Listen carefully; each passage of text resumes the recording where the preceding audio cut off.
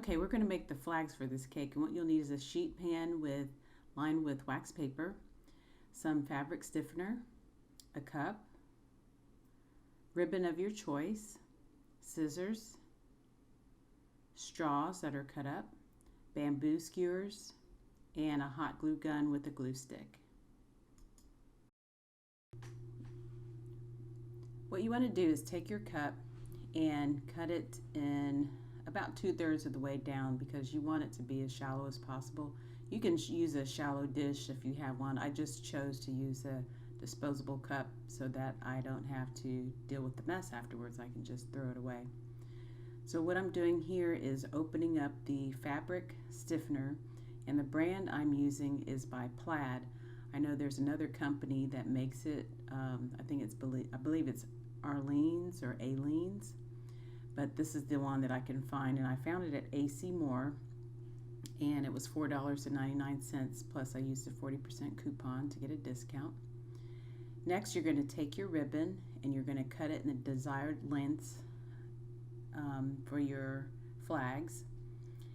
And what I decided to do was put a dovetail on the ends of the ribbon. So what you want to do is take your ribbon, fold it in half, and the folded part, you're going to have that facing you, and you're going to cut the end at a 45-degree angle, and here you will get a dovetail like this.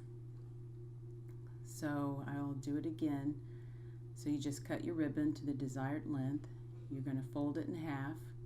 You want the folded part towards you, and then you'll take your scissors and you'll cut it at a 45-degree angle like so. So I'll do this again for you. You'll just take that ribbon and do it like you did the first 2 times, and you can make as many flags as you want. I chose to do, I don't know, probably 10 or so, but you can do as many or as less as you want.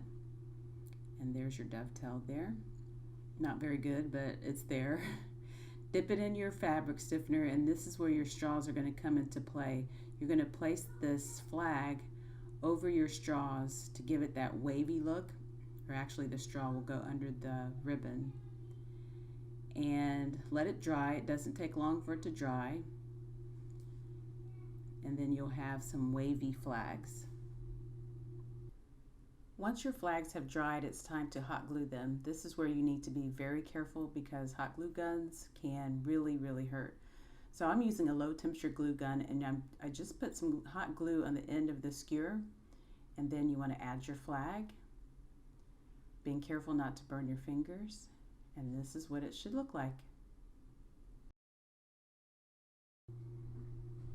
Now have your cakes ready, and what I'm using is a yellow cake and Swiss meringue buttercream.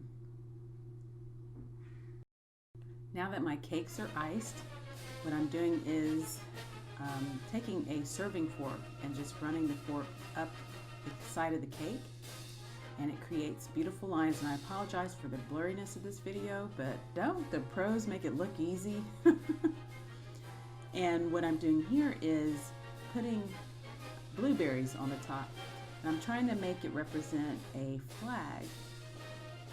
And by the way, I got this idea from the Stewart Living magazine. It came in the mail the other day, and they had this gorgeous cake on there, and so I thought, ooh, how pretty that would be to do for 4th of July.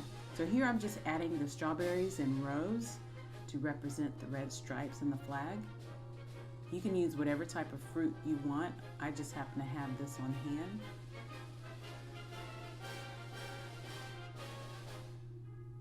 And so now the fun part is putting the flags in the cake, and you can place them anywhere you want. This would be a nice cake for any type of occasion, so you can use a different type of flag for whatever the occasion you are celebrating. And I just think it's a fun, simple, summery, beautiful cake, and the icing is very rustic, so you don't have to make it look perfect. There's no fondant. Now, being this is Swiss meringue buttercream, it will melt in the hot sun, so keep it inside in an air-conditioned space. So I hope you guys enjoyed this video, and I'll see you next time. Bye!